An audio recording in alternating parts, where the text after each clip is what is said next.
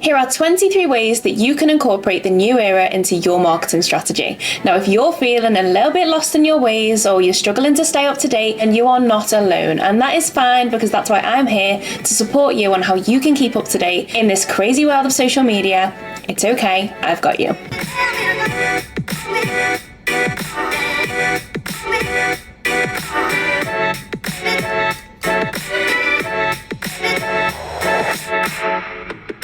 So to begin with, stop sugarcoating. Now, quit the reality is, people don't want to see you selling the dream. Now, we've all started from somewhere. If you're at a journey in your business, or you're starting a business and you don't want to show behind the scenes of maybe that you're running it in your bedroom, maybe that you're running it in a really messy warehouse, or maybe you're just genuinely not the tidiest of people, that's fine, because you know what? Most business owners aren't. And if you could see our office, put it this way, my office is not tidy. It's not. And you know what? My team are not tidy at all, but that's okay. We can't have everything in life. But the reality is, people want to see you. They want to see your business. They want to see what's raw and relatable. So share content with them that they can relate to as well. It doesn't all need to be perfect. It doesn't need to be shiny. You don't need to have the best office desk. Just share what you've got.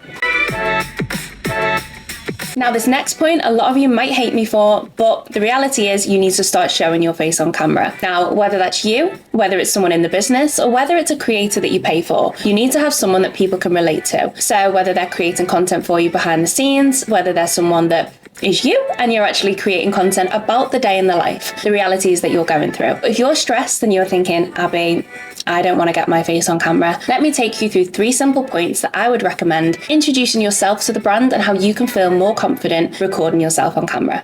Okay, so the first thing that I would recommend doing is writing a script, whether that's a full script or even just bullet points. Now, you might only be recording a 20-second story, but if a script makes you feel more comfortable, then do it. Because you know what? The reality is, if you've got something to look at or something to follow, you'll remember them points. Now, number 2, add in a prop. Whether that's your comfort water bottle, you know, we've all got one, your laptop, whatever you feel makes you feel more comfortable, hold something, have something that you can kind of just feel comfortable with. And then as you get more comfortable and more confident speaking on camera, you can put it down. You can move out of the way. It doesn't need to stay there. And then you can be ready to go. Number 3, don't worry about your videos sounding a little bit bland, because you can always add trending sounds or any sort of music based on your emotion after. So you can add music in your stories, behind your reels, anything. You can add that music, lower the volume down, and then you're not just listening to you. People can also focus on the music behind too. Quit being an introvert. We've all been there. We can all sit here and say that we've been introverts in our life. Being an introvert and saying, hi, I'm an introvert, not an extrovert, that is a chosen identity. That is something that you've chosen by choice and not circumstance. Now, I can say that I was an introvert before I started my business, but the reality is I had to push myself out my comfort zone to become an extrovert so that I could network, so that I could meet new people. Now I class myself as an introverted extrovert. But throw yourself out your comfort zone, be an extrovert for a day, and see where it takes you. Now, if you can, stop reading books and hire the author. I'm not saying stop reading books forever, and I'm not saying that you have to hire the author. What I am saying is, say if there's someone that you aspire to be like, or there's a book, like an author that you genuinely just want to speak to, then find them on LinkedIn, find them on social media. If you can hire them, but reach out to them and ask them some questions, because I promise you, you will be surprised by the amount of people that will actually want to help you. Now, if you're in the position where you're able to delegate or you're able to actually hire someone, then please do it.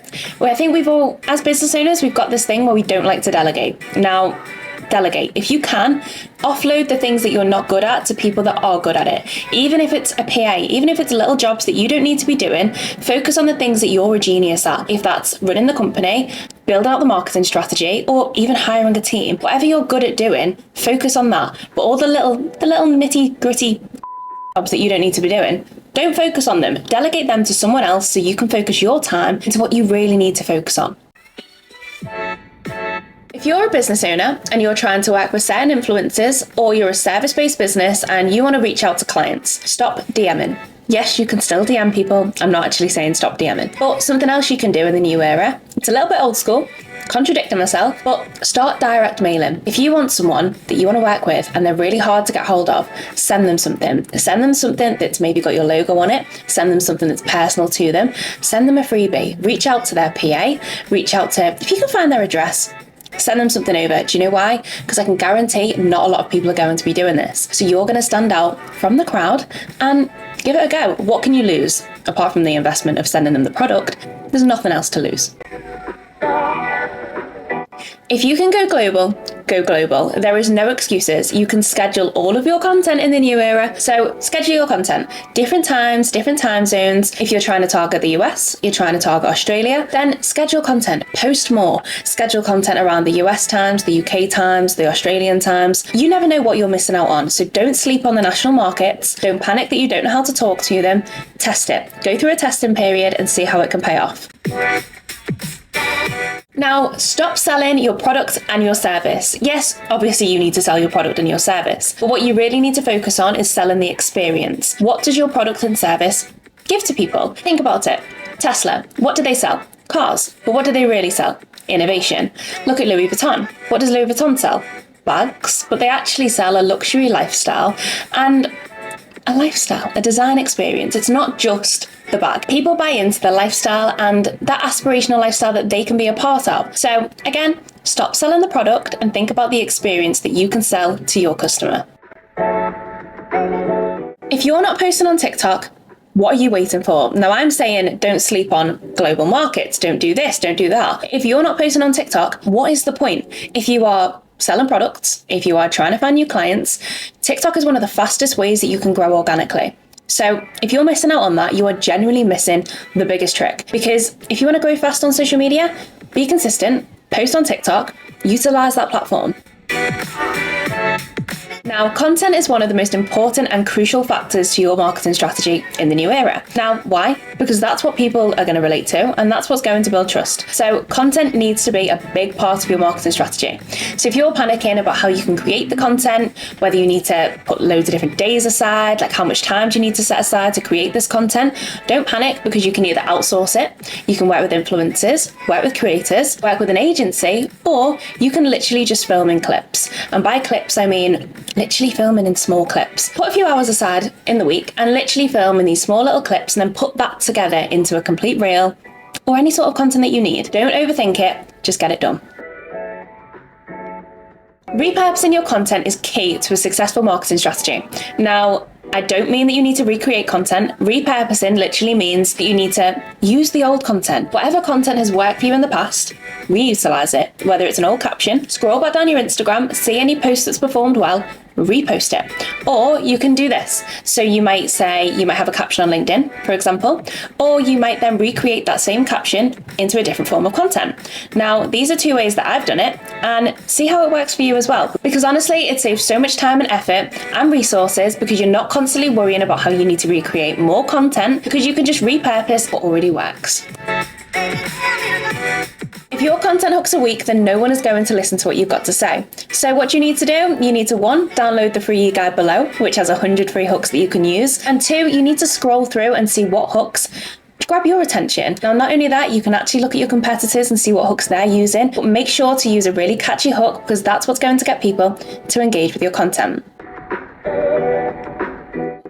We're in the new era, guys. You don't need to be working with people that have got hundreds of thousands of followers because you know what? They don't always convert. But what you do need to focus on is working with smaller creators. Now, 1, smaller creators will actually put more effort in because they appreciate that collaboration. And 2, it's more relatable. People want to relate to these creators. Yes, you can work with influencers that look gorgeous and they might do a really good job at creating amazing content, but what's the point in paying an influencer with 100,000 followers if their target audience isn't your target audience? It might be your target audience, but do you know how well that converts? Maybe test working with smaller creators and then you can work with more creators to see which creator actually converts for your business. Selling in your feed is the old way of Instagram. It's all about providing value and selling in your stories. Now, by this, I mean selling your stories with your engaging content, actually show people what they want. At the end of the day, how do people buy? They can click the link in your bio, or your stories can be highly engaging and each story can have a link. And not only this, yes, you can put in your captions to click the link in bio, but Instagram doesn't actually like that. So Instagram's algorithm will always push you aside if you're saying click the link in bio. Why? Because you're encouraging people to leave the platform. And what does Instagram want to do? Keep people on the platform. Another tip that we've now noticed on Instagram is that you can now add collections and also add products. Now you can add product tags, you can add collection tags, obviously into the feed. You can also now add this into your stories. Now Instagram is doing this because they want you to stay on the platform. They want you to shop through Instagram Shop as opposed to leaving the platform. So if I was you guys, make sure that you're tagging products, you're linking collections, as opposed to encouraging people to leave the platform, because I strongly believe that this is what Instagram is going to push. Now, short form content versus long form content. What are we swaying towards? Short form content. Now, that doesn't mean that if you've filmed loads of long form content in the past, that you can't repurpose this and actually cut it down into short form. Short form is the type of content that's going to be getting your users engaged. Think about it. YouTube, they've introduced YouTube Shorts. It's known for YouTube with long form videos, but they're now pushing YouTube Shorts in the same way that TikTok now have short videos. Now, on TikTok, you can also do 10-minute videos, but what's getting pushed? Short form. The same, Instagram Reels. Short form content is the way forward and something that you should definitely be pushing. Stop trying to be the person that comes up with the original idea. Yes, you can come up with the original idea because it's great to, be the original. However, guys, you don't need to. Now, if you've not heard of Facebook Ads Library, head over to Facebook Ads Library. This is where you're going to see all of your competitors and people within your niche. Even outside your niche, you're going to find loads of different ideas. But Facebook Ads Library basically allows you to see all of your competitors' ads that they're currently running and also paid campaigns that they've run previously. Your goal is to focus on selling one product or one service at a time. You don't want to make your audience confused with what you're selling, what it is that you offer. Even if you've got a really big range, focus on that one thing that you need to push, or that best-selling product, because your funnel should focus on one thing that people just aspire to have and need to have in their life. Branded hashtags. Make sure that you've got a branded hashtag specifically for your brand or business or service that you can use so people can type it in and all they're going to find is stuff that's related to your business. For example, my clothing business, Gymlaw. Hashtag Gymlaw, type it in and I guarantee most of that content will be around Gymlaw. Give it a go and see what you can achieve for your brand. See if you can actually get people to engage with one specific hashtag, and I promise you, when you come to find in your user-generated content that people haven't tagged you in, you're going to find so much content that people have just referenced by using your branded hashtag. Now, a top hack that you guys can use is the TikTok Creative Center. Now, if you want to make your life easy when it comes to TikTok and creating content, then make sure that you use the Creative Center. Now, if you need a little bit more information about this, then we've got an e-guide down below on how you can utilize TikTok in your marketing strategy. Now, what is the Creative Center? It's basically a platform and a tool that you can use to find trending audio, trending videos, and also trending hashtags. But not only this, you can also find trending creators. So if you want to know more about the Creative Center, then comment below and I'll actually do a full video on the process. Focus on growing a loyal audience as opposed to just a big audience, because a big audience doesn't necessarily mean that your audience is loyal. Now, back in the day, yes, people would come along and say, I want to get 100,000 followers or whichever on Instagram, because yes, it looks good, but if then people aren't buying from you, what is the point? There is no point having thousands of followers if they're not buying. So how can you focus on growing a loyal community? Now, not only can you do this by providing value, but you can do this by actually speaking to your audience. So make sure to respond to your comments, engage with your audience, and actually DM them. Even if it's just you saying thank you, give them a DM. You need to make your audience feel special and not just like a number. If you're looking for new ways that you can come up with content ideas, then stop searching on Google, stop sitting there for hours thinking, what is my next content idea? I've been there, I've done it many times. When in reality, all you need to do is one, scroll through your comment section, see what people are commenting and actually answer their questions. So if someone's asking you a question, or you've noticed that a few people are asking the same question, then create your content around this. Or head over to your competitors and see what content they're creating. And then, create some content that they're creating, because you already know that converts. But make sure to obviously look at content that's already performed and gone viral on their end, and then at least you know what works well and what doesn't. If you don't have a huge influencer marketing budget, then don't panic, because I'm about to tell you a way that you can use influencer marketing without having to spend a penny.